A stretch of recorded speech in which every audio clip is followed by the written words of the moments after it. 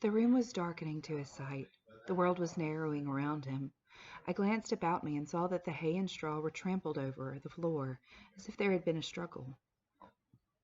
She heard me and ran in. I told her not to come near us till he was dead. He came in and first tossed me some pieces of money, then struck at me with a whip. But I, though a common dog, so struck at him as to make him draw. Let him break into as many pieces as he will the sword that he stained with my common blood. He drew to defend himself, thrust at me with all his skill for his life. My glance had fallen but a few moments before on the fragments of a broken sword lying among the hay. The weapon was a gentleman's. In another place lay an old sword that seemed to have been a soldier's. "Now lift me up, doctor, lift me up. Where is he?" "He is not here," I said, supporting the boy and thinking that he referred to the brother. "He! Proud as these nobles are, he is afraid to see me. Where is the man who is here? Turn my face to him." I did so, raising the boy's head against my knee. But invested for the moment with extraordinary power, he raised himself completely, obliging me to rise too, or I could not have still supported him.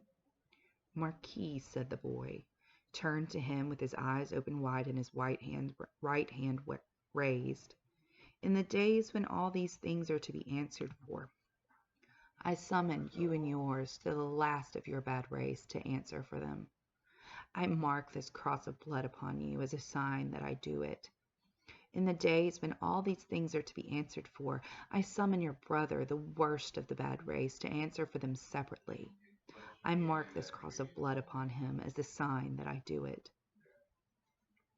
Twice he put his hand to the wound in his breast, and with his forefinger drew a cross in the air. He stood for an instant with his finger raised, and as it dropped, he dropped with it, and I laid him down dead.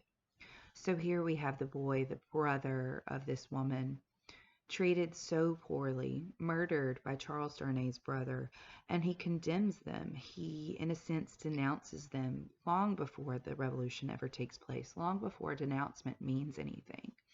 But it means something now in the present time for Charles Darnay.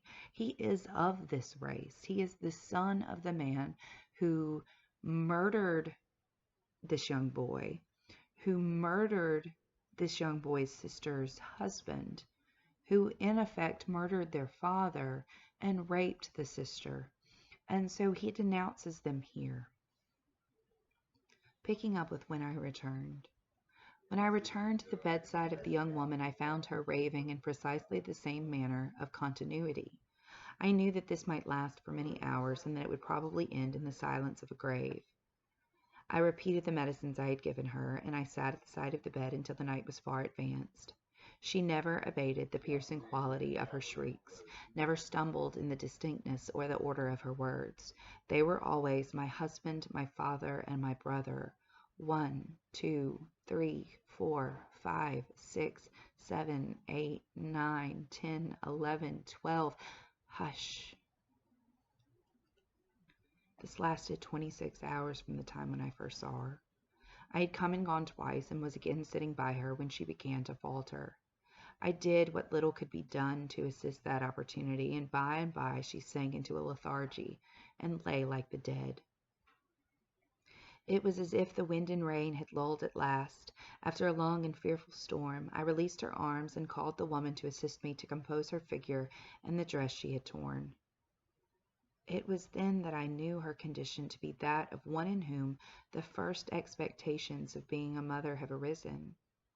And then it was that I lost what little hope I had for her. "Is she dead?" asked the Marquis, whom I will still describe as the elder brother, coming booted into the room from his horse. "Not dead," said I, "but like to die." "What strength there is in these common bodies!" he said, looking down at her with some curiosity. "There is a prodigious strength," I answered him, "in sorrow and despair." He first laughed at my words, and then frowned at them. He moved a chair with his foot near to mine, ordered the woman away, and said in a subdued voice, "Doctor, finding my brother in this difficulty with these hinds, I recommend that your aid should be invited. Your reputation is high, and as a young man with your fortune to make, you are probably mindful of your interest. The things that you see here are things to be seen and not spoken of." I listened to the patient's breathing and avoided answering. "Do you honor me with your attention, doctor?" "Monsieur," said I, "in my profession the communications of patients are always received in confidence." I was guarded in my answer, for I was troubled in my mind with what I had heard and seen. Her breathing was so difficult to trace that I carefully tried the pulse and the heart. There was life and no more. Looking round as I resumed my seat, I found both brothers intent upon me. So there are a couple of things that I want to talk about in this little section. One, we figure out what her chanting means. My father, my husband, my father, my brother, counting to 12 and then saying hush. So first they killed her husband, then they killed her father, then they killed her brother. And the counting is the sobs of her husband, and the hush is the moment that he died. Also, we discover the reason that the Marquis and Charles Darnay's father picked Dr. Manette for this. He's young, he's just now starting, he's just now gaining a reputation, and they believe that a man in this position is unlikely to report these crimes, for fear of losing his position as a doctor. So, picking up with I write with so much difficulty. The cold is so severe. I am so fearful of being detected and consigned to an underground cell in total darkness that I must abridge this narrative. So here, this is Dr. Manette talking about his position in the prison, and he's afraid. It's cold, it's dark, and he's terrified that if he's caught writing this down, that he'll be put into an underground cell where there's no sunlight. There is no confusion or failure in my memory. It can recall and could detail every word that was ever spoken between me and these brothers. She lingered for a week. Towards the last I could understand some few syllables that she said to me by placing my ear close to her lips. She asked me where she was, and I told her. Who I was, and I told her. It was in vain that I asked for her family name. She faintly shook her head upon the pillow and kept her secret, as the boy had done. I had no opportunity of asking her any question until I had told the brothers she was sinking fast, and could not live another day. Until then, though, no one was ever presented to her consciousness. Save the woman and myself, one or other of them had always jealously sat behind the curtain in the head of the bed when I was there.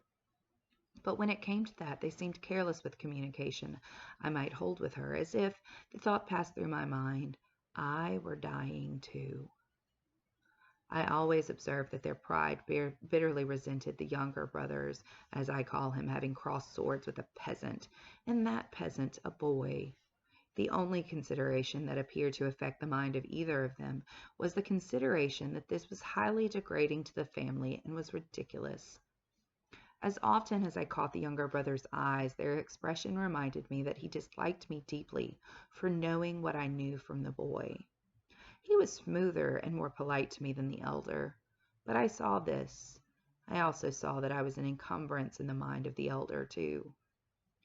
My patient died 2 hours before midnight, at a time, by my watch, answering almost to the minute when I had first seen her. I was alone with her, when her forlorn young head dropped gently to one side, and all her earthly wrongs and sorrows ended. The brothers were waiting in a room downstairs, impatient to ride away. I had heard them, alone at the bedside, striking their boots with their riding whips and loitering up and down. At last she is dead, said the elder, when I went in. She is dead, said I.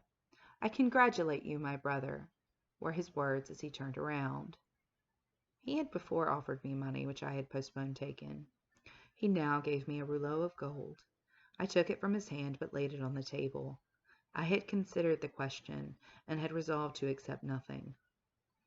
Pray excuse me, said I. Under the circumstances, no.